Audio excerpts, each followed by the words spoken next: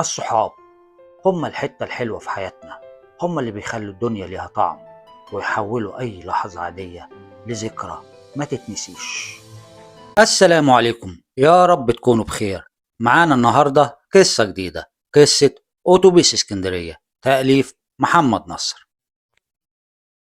الرجاء الإعجاب والاشتراك بالقناة، هذا يساعدنا على تقديم كل ما هو جديد.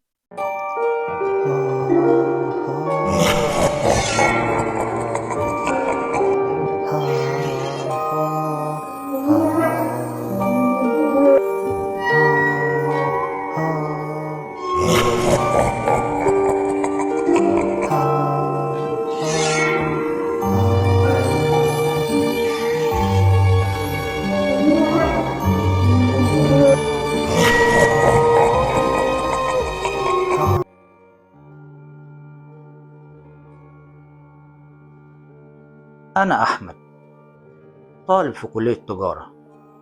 إحنا 4 أصحاب: أحمد، كريم، يوسف ومصطفى. 4 قلوب متعلقة ببعض زي الإخوات بالظبط.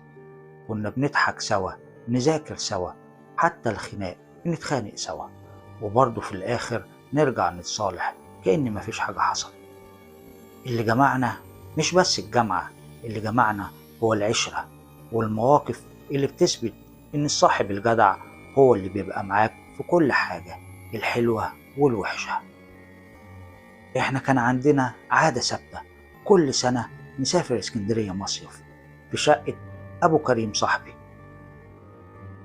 نسيب الدنيا ووجعها وندور على يومين نفرغ فيهم طاقتنا، ونرجع تاني بضحكة وذكريات جديدة. بس المرة دي الرحلة ما كانتش زي أي مرة، كانت البداية لحاجة محدش فينا كان متخيلها.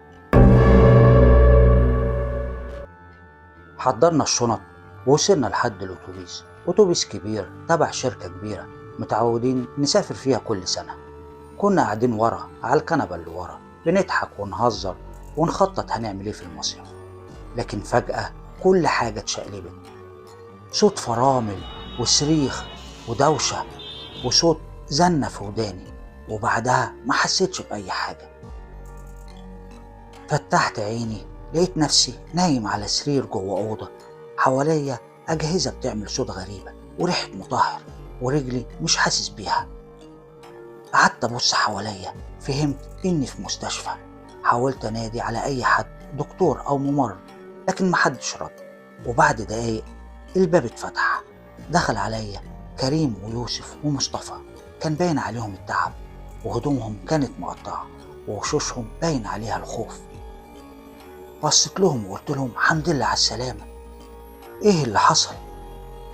رد عليا كريم وقال لي دي كانت حادثة والأتوبيس اتقلب بينا. رديت عليه وقلت له أنا رجلي بتوجعني أوي. رد عليا مصطفى وقال لي ما تخافش يا أحمد، دي كدمة وهتمشي عادي، يلا بقى قوم علشان نمشي. الكلام كان غريب. رديت عليه وقلت له هنمشي نروح فين؟ رد عليا مصطفى وقال لي احنا لازم نخرج من هنا، احنا لو قعدنا القعدة هتطول وكده الرحلة هتروح علينا. أنا مش عارف هم أقنعوني إزاي، لكن فعلا أنا قمت ومشيت معاهم. الممرات كانت طويلة قوي لدرجة إني حسيت إنها ما بتخلص. النور كان بيعلى ويوطى لوحده، والبرد كان ماسك في جسمي رغم إني كنت عرقان. وفعلا خرجنا من المستشفى ووصلنا لحد الشقة، ودخلت جوه الشقة.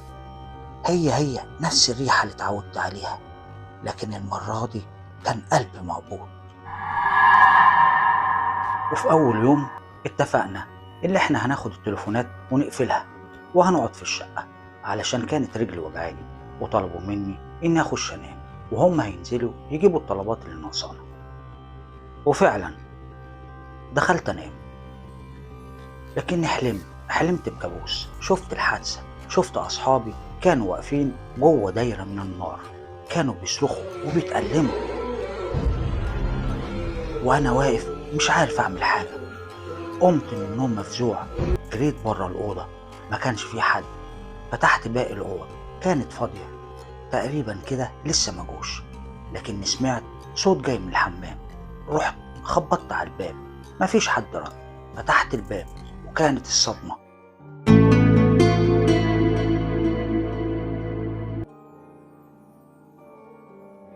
شفت 3 قطط واقفين بيبصولي، عينيهم منورة في الضلمة.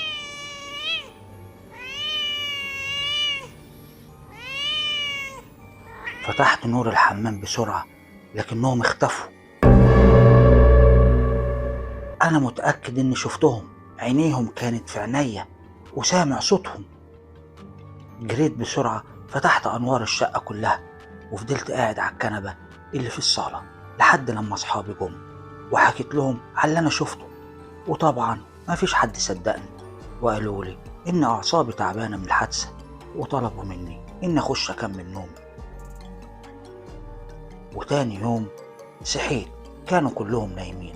قضيت اليوم كله وكنت حاسس إني لوحدي، وتقريبا كده بعد المغرب الكل صحي، لكن كان باين عليهم التعب، وكان باين في عيونهم نظرة حزن وحسرة.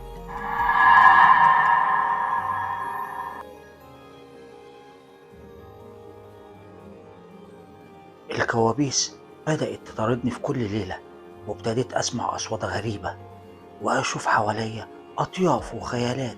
حتى لما كنت ببص في المراية كنت أشوف أصحابي واقفين ورايا، وشوشهم كانت مشوهة. أنا ما كنتش فاهم إيه اللي بيحصل. وفي يوم طلبت من أصحابي إن أنزل الشارع أخرج، محتاج أغير جو، لكنهم رفضوا وقالوا لي أنا لسه محتاج أرتاح. وفي ليلة وأنا نايم صحيت على صوت قط. فتحت عيني لقيت ال3 قطط اللي كانوا في الحمام موجودين عندي في الأوضة. أنا صرخت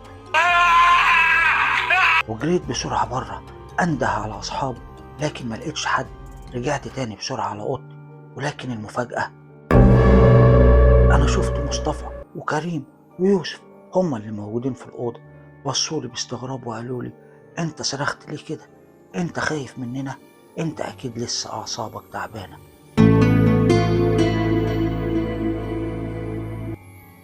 أنا كنت واقف مكاني وأبص لهم ومش فاهم إيه اللي بيحصل، لكن في اللحظة دي باب الشقة خبط. رحت علشان أفتح، لكنهم كانوا بيمنعوني، كانوا مش عايزين نفتح. لكني سمعت صوت أمي وهي بتنده عليا، لكن أنا فعلا رحت وفتحت الباب. لقيت أمي وأبويا واقفين، وشهم كان مرعوب. أمي حضنتني وهي بتعيط، أنت بخير يا ابني؟ أنت فين من يوم الحادثة؟ أنا اتلخبطت وقلت لها يا أمي إحنا هنا، إحنا موجودين، إحنا كنا مسافرين عادي وجينا هنا عادي. أبويا شدني وقال لي بصوت عالي يا أحمد، أصحابك ماتوا في الحادثة، أنت الوحيد اللي خرجت عايش.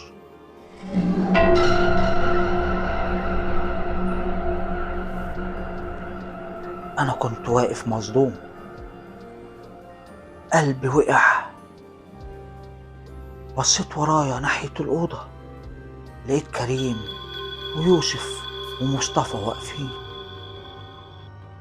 ابتسامة باردة، عيونهم سودة فاضية. قلت لأبويا بس هم ورايا، شايفهم؟ أبويا بص وقال لي مفيش حد يا أحمد، مفيش حد غيرك. شدوني بره الشقة بالعافية وأنا بصرخ سيبوني، هم لسه معايا. بصيت آخر بصة لقيتهم واقفين عند الشباك بيراقبوني، وإيديهم بتشاورلي كأنهم بيودعوني. ومن ساعتها كل يوم وأنا بنام أسمع صوتهم بيقول إحنا مستنيينك يا أحمد، الرحلة ما خلصتش.